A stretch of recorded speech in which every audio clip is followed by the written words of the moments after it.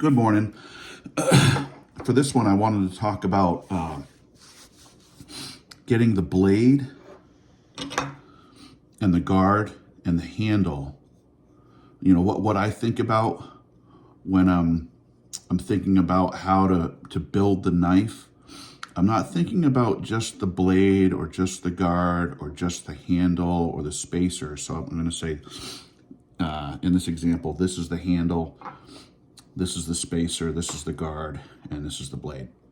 What I think about is how am I going to have to position the guard, the spacer, and the handle relative to the dimensions of the blade so that it flows. And I'm not saying I have this figured out. I'm just trying to show you or explain to you what it is that I think about as I'm building a blade. I try not to just build building a knife. I don't try to just build the blade and then put on a guard and then put on a spacer and a handle without thinking about, what the end is going to look like, what the end process is going to look like. What I'm going to demonstrate here is, for example, this one's made out of an antler. While I was building this one, I was looking for a piece of antler that would visually at least tie in and be the same width as the blade itself. And I cut this to size.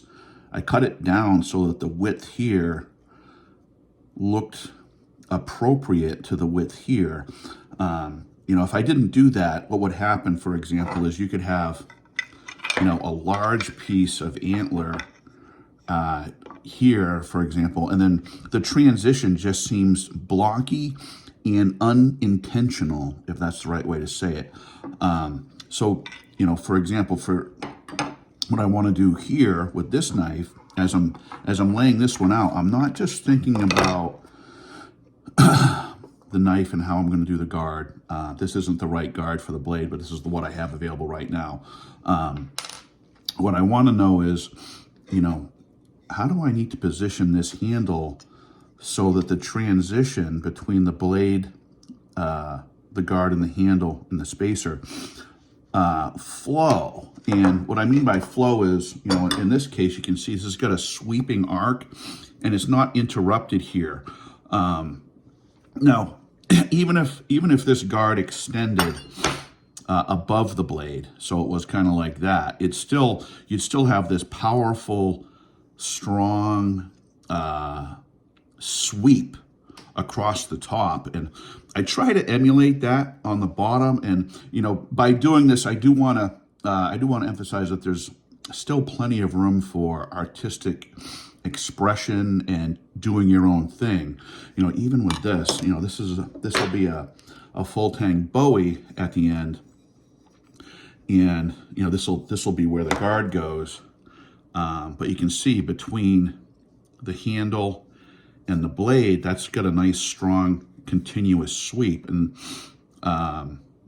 even here, the distance or the line between the handle and the ricasso is continuous. It doesn't look awkwardly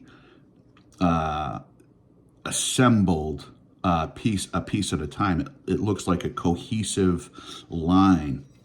And that's what I try to do with my blades. This is just, I'm not saying I achieve it all the time. Execution matters. There might be a divot here. This is what I'm trying to fix right now with my techniques, is not creating a divot between here, here, and here. I want that to be a nice, strong spine. So the trick that I found with antler, and I think this is the guy that made these is just, he really has his coloring spot on. I love the way he did this. For example, I've got a couple of Hidden Tang billets that I want to use, and I'm trying to figure out, what I'm looking for is the width here and the width here. I want to be the same, because building in a transition for a spacer, for a finger choil it won't look dislocated. It'll look continuous, like for example, this, in my opinion, that looks continuous, you know, and I'm trying to figure out, based on the width of the blade, at what point in the handle do I need to make a cut, you know. So I think I'll be able to, you know, this is probably a better example here. You can see where this one's not going to quite fit, but it may fit on this one because of the width of the antler and still be an appropriately long handle. So this one's an option. I may have to do a little bit of tweaking here with the tang, but in this example, I would cut about here, maybe even a little bit further back, and then use this space in between for a spacer, you know, like I did for this one. Anyway, so that was, you know, that's what's going through that's what goes through my mind when I make a blade. Does it provide a continuous line, especially on the back, and then on the bottom, you know, on the edge side, I'm looking for handle design and flow.